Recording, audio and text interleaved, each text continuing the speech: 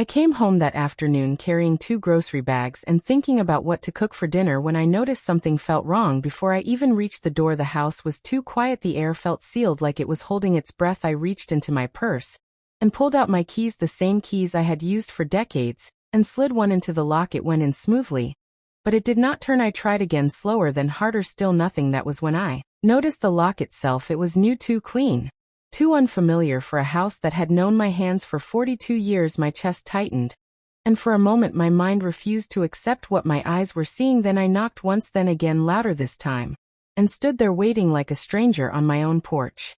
My phone buzzed in my hand before the door ever opened. It was a message from my daughter. It said, "Mom, please do not make a scene. We will talk later." I read it 3 times, standing there with groceries cutting into my fingers. Do not make a scene, as if I was visiting, as if I did not belong, as if this was not the house. I raised her, and I did not reply. I did not argue. I set the bags down and leaned against the railing, trying to understand how quietly a life can be taken away.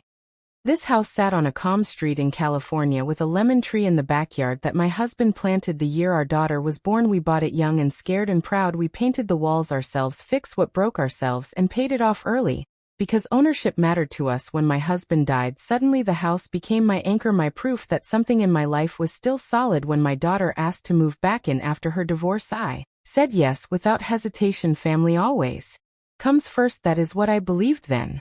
At first it felt comforting having her there. We cooked together, watched shows together, talked late into the night. But slowly things shifted. She started managing things for me, paying bills, scheduling repairs, answering calls on my behalf. She said it was for my own good. She said it was easier. She said I deserved rest. And I believed her, because trusting your child feels natural and questioning them feels cruel. I did not notice when I stopped making decisions or when my name stopped being spoken with authority inside my own walls. 6 months before the locks changed, I came home from a doctor's appointment and found 2 men inside the living room measuring the windows. They looked at me confused when I asked what they were doing. One of them said they were sent by the property manager. I laughed at first because the words made no sense. Property manager. I looked at my daughter, who stood by the kitchen, calm and unreadable, and she said, "Mom, do not worry about it. You would not understand." That sentence settled into me like a weight. You would not understand, and for the first time I felt small inside my own home. Standing on the porch, now locked out, I felt that same smallness creep back in. When the door finally opened, it was not my daughter. It was a young man holding a clipboard who asked if I was there for a showing. I told him quietly, "This is my house." And he looked embarrassed and said according to the listing the property was transitioning to managed housing. Something inside me went still. I did not shout. I did not cry. I picked up my bags and walked away, because sometimes silence is the only thing left when words are no longer respected. I drove without knowing where I was going until I reached my sister's place 2 towns over. She did not ask questions. She made tea and let me sit in the quiet. That night I lay awake replaying every moment, every small decision, every time I handed over control and called it love.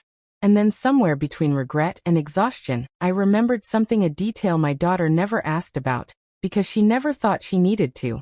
The document was not with the other papers. It was not in the cabinet she organized. It was somewhere else, somewhere my husband insisted on keeping private. Years ago he said promises change, but ink does not. I sat up in bed, my heart beating faster, not from fear, but from clarity. For the first time since the locks changed, I felt steady again, because I had not lost my home. I had only forgotten where my power was kept.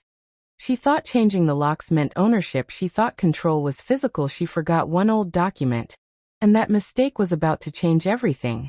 I went back to the house 2 days later, not to beg, not to knock, and not to argue. I went back knowing something they did not. I parked across the street and watched for a moment. The curtains were different. The door looked unfamiliar, like it belonged to someone else now. But I knew the truth of that place better than anyone alive. I walked up to the porch calmly, and when my daughter opened the door, her face went pale. She did not expect confidence. She expected confusion. I asked her to sit down, and for the first time she obeyed without question. I told her I had already spoken to an attorney, and that was when her voice started to shake. She tried to explain. She said it was temporary. She said it was for my safety. She said people had told her she was doing the right thing. But when I pulled the folded document from my purse and placed it on the table, she stopped talking completely, because some papers do not need explanation.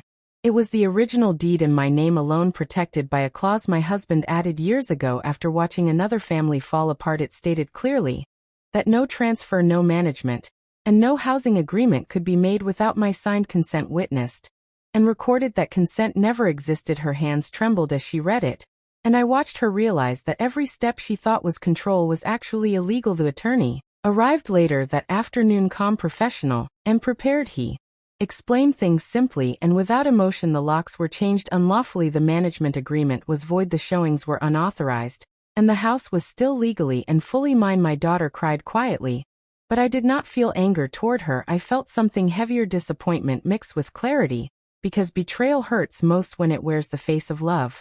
By the end of the week, the locks were removed, the signs were gone, and the house returned to silence, the right kind of silence, the kind that belongs to peace. My daughter moved out on her own terms, but not on mine. I did not throw her away, I simply stopped surrendering myself to keep her comfortable. We spoke later, weeks later, with honesty instead of control, and that conversation mattered more than shouting ever could.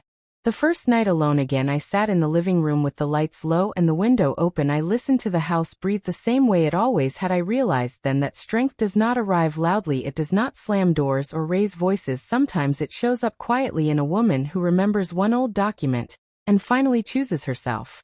If you are listening to this and feel invisible in your own life, hear this truth: control only works when you forget who you are, and the moment you remember, everything changes. That house still stands on that quiet street, and so do I, and every time I turn the key I am reminded that dignity cannot be taken, only given away.